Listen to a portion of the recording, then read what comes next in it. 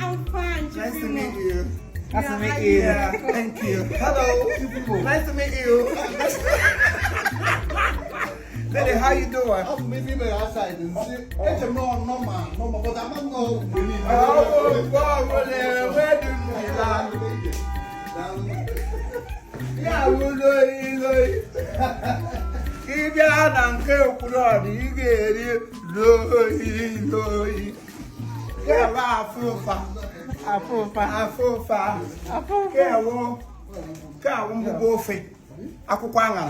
everything is here, freshly. Freshly. I'm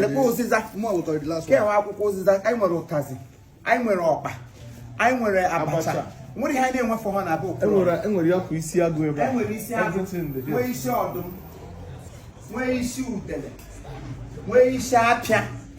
Where beads? All categories of beads. What type of beads? Say all categories of beads. All categories of beads. All categories of beads. All categories of beads. All royal apparatus. No, you get royal. it here. It's royal, bro. Royal.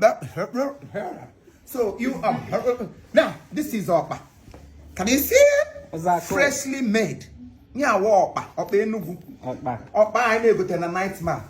On your name, Opa. Sorry, I'm going to talk about him later. But on your name, Opa. Little. Okay. I'm going to talk about him little. On your name, Opa, but also a nightmare. We are the bushing them at the nightmare. What I create Robin Johnson. There's a nightmare. Name but we have a bacha. Don't worry, I'm going to tell you what. Come over to tweet. I'm going to tell you what. Ngwa. Lay your neighbor. Kawo abacha. Can you see this? Hello. Yes, I can see. I can see. This is abacha. Israel now. It is yango. Meregia. Yadi. Kawo oba. I went oba. Yeah, fish. Yeah.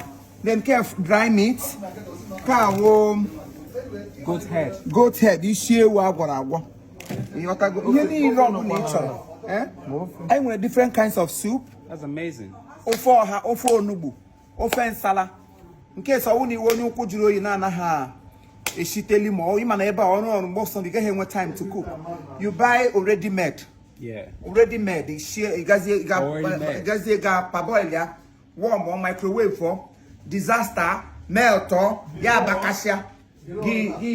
So that's what we are here for. That is what Okurora is known for. So if you're hearing of Okurora, some people are asking, what's special about this Okurora? What is about this Okurora? What about this Okurora? That every time on your library UK, what does he do? Or what does he do more? This is what you do here.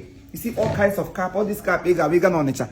You know, I got heat and make it simple. If you're here, I'm with different kinds of wrapper. I'm with different kinds of wrapper. I want a cricket star. I'll talk on my Indiraga meeting over here. I want a cricket star. I want a jumping horse. Yellow. Makandem, them a me what up and then they made him in the Quakalunga. Okay, white and red. I know. Young color. I want this shago. Then I want a soak from the Yoruba. Yeah, very bazu. I want a broker. I want a bow tie. I want a ochese. I want an opener. I want a Keran cause because how much am I have on that? I want it up. Yeah, Damas hetai. I want to read everything. Just show them. Granoto, mo kwao, ma chinchin, ma osoji. This is akilu. This is okwa, dry okwa. Only I like he had it dry. I said dry personality.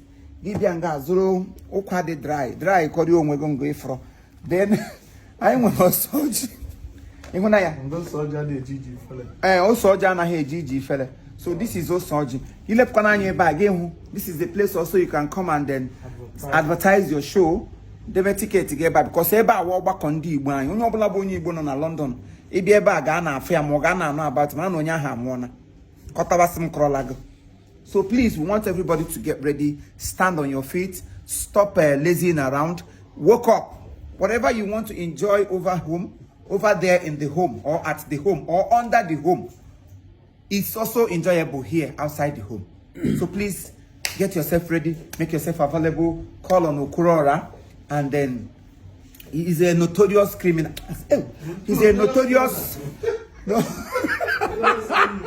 He's a notorious onye one from Kuma Mushirike. I don't know man ndị Imo State, ndị Olu, ndị Anambra, ndị Enugu, ndị Abia. Onye ọbụla ndị Igbo ya da balance n'ihe ọbụla anyị na-eme. And onye Igbo chọ ha anyị bido something. Anyị na-emeri ya n'isha ya na-emekwa ya halfway. So please, the earlier the better. Better. Oh, the earlier the better. All right, Thank you. Now. End it.